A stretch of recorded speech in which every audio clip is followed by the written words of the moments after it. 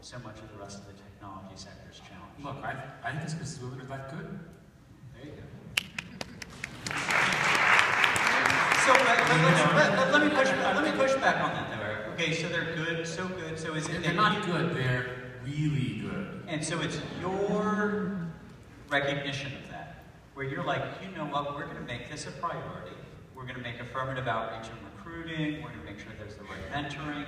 I mean, I imagine there have to be other senior executives that think women are good. Or have you just placed more of a value and recognition of it on it? A lot of people have commented that the tech industry is doing better in advancement of minorities and women, especially with women, and have wondered why.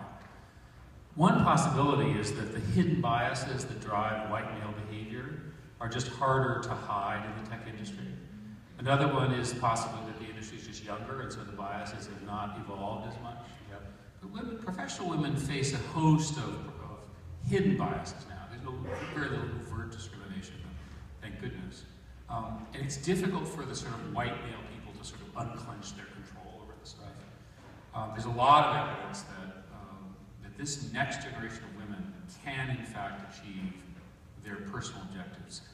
I can report that I know a whole bunch of women executives in their sort of early to mid-40s type ages who have managed to be incredibly successful in their career and managed to end up with, you know, a good or at least acceptable husband, great kids, and somehow they've managed to sort of work it out.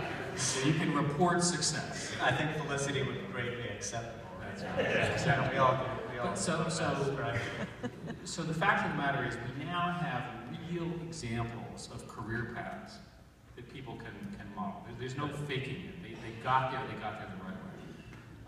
And from a corporation perspective, why does that make sense? Because diversity is an asset. We serve everyone, including non-white males. Right? There are differences in perception and judgment and so forth across the human society. You're better off with a diverse decision-making process. There's all sorts of scientific basis that says it's true as well. So if you want to have a high-performing company, this is the right thing. If you want to do the morally right thing, this is the right thing.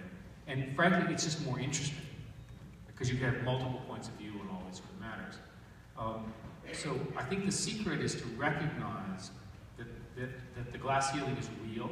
I remember sitting at a dinner where someone said, there's no glass ceiling. And I said, like, what planet are you on? Just look at the math. Okay? Let's deal with some facts and figure out ways to pierce them, to work with them, to deal with them. Another example. Google people work all the time.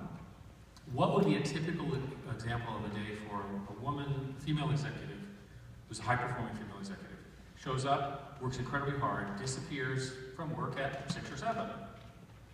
You don't hear from them for a couple of hours. And then you hear from them at 9:30 to 10. What are they doing at dinner time? They're with their families, idiot. You know, they're actually taking care of their kids.